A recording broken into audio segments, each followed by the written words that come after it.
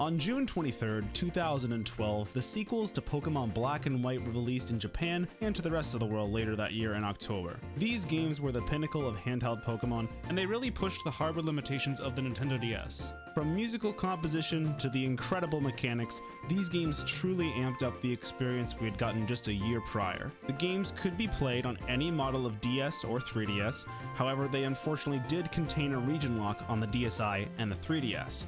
Pokemon Black and White 2 had the same mechanics of Pokemon Black and White, but introduced a variety of new ones. The first is the Pokemon World Tournament in Driftville City, which allowed you to challenge past gym leaders and regional champions. I spent so much time as a kid playing this because of the updated musical tracks, and the new teams these trainers had compared to the last games. It wasn't as good as a large-scale battle facility like the Battle Frontier, but on top of that we still had the Battle Subway and Battle Institute, which gave us so many post-game options for battling and raising our respective teams. There was also Pokestar Studios, which had you create various movies by battling a variety of green screen characters and trainers. I personally liked doing this once I beat the game, even though it was kind of annoying to sit through during the main story. I thought it was an interesting feature, and loved looking into all the weird sprites and glitches you could pull off by encountering these things outside the facility. One little thing that was super useful is the ability to refresh or repel when it wears out, something new introduced that wasn't in Black and White 1. Generation 5 also had the Dream World and Global Link, which were some of the coolest ways you could connect your game externally.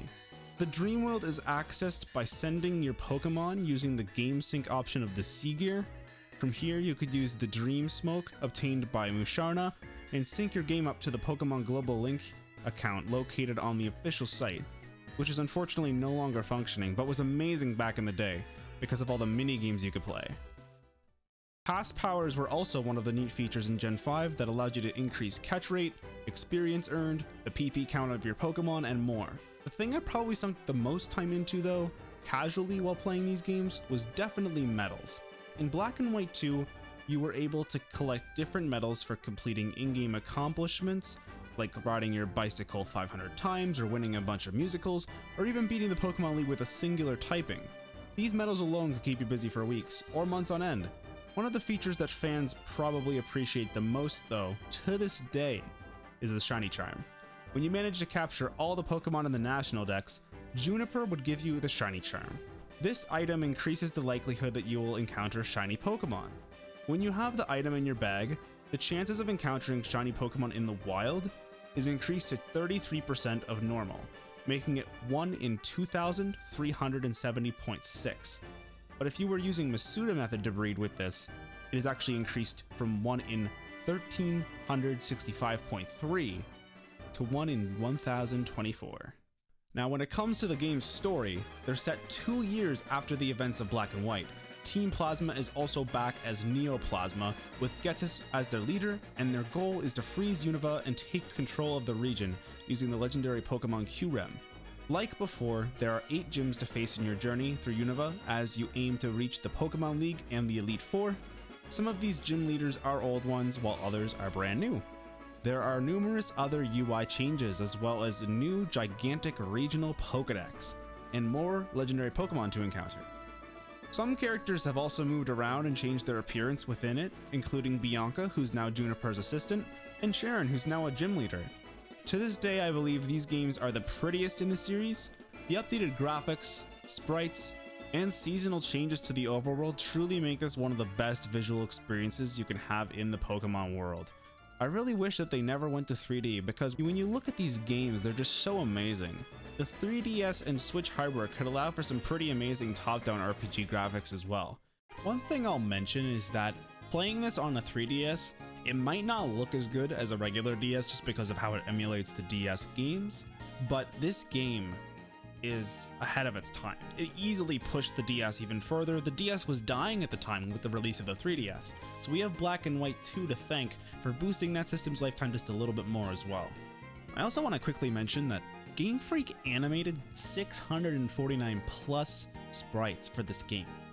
Like, every single Pokemon is fully animated with 25 frames per sprite. That's actually insane, and it shows just how much detail is put into these games. These games were also some of the first that I played competitively. Back in 2011, I started playing competitive Pokemon, and one of the most important things to ever be added to a Pokemon game is Team Preview. Team Preview revolutionized competitive Pokemon. The ability to see your opponent's Pokemon gives you information that would be left unknown if you didn't have that feature. I'm sure all of you know the mechanics of Team Preview. You and your opponent see each other's Pokemon at the beginning of a battle, and you can change the order of your Pokemon that will be sent out, allowing you to choose your lead based on the opponent's team.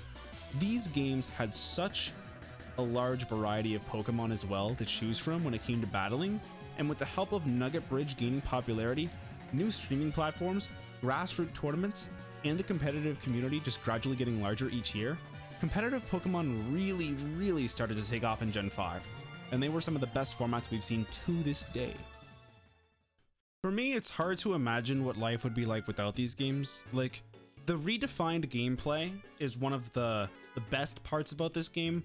The fact that there's just tons and tons of content, amazing graphics and sound design, when just the fact that there's just so much to do, like so much to do.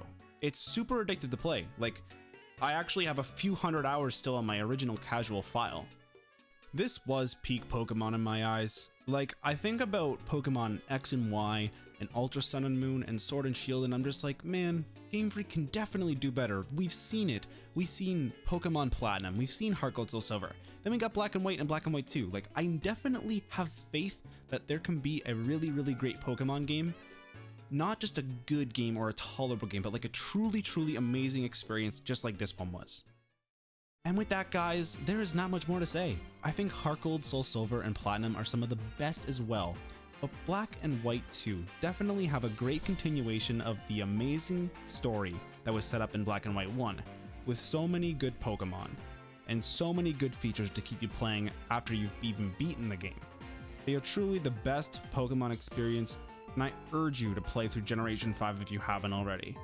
And if you really liked this video, be sure to subscribe to my channel for more content like this, give the video a like, and check out my live streams over on twitch.tv. I stream Pokemon speedruns, competitive battling, and much more.